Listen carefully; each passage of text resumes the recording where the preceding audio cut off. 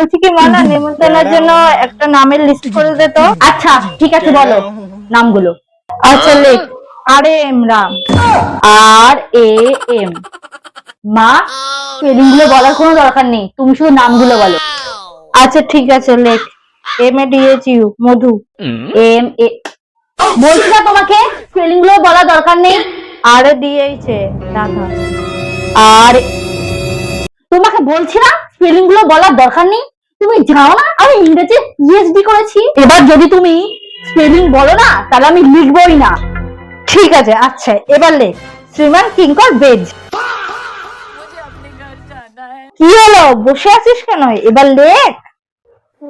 ওই আমি না মনে হচ্ছে স্পেলিংটা মনে করতে পারছি না। কি মনে করতে পারছিস না? এই না তুই ইংরেজিতে পিএইচডি করেছিস, ওর কথা।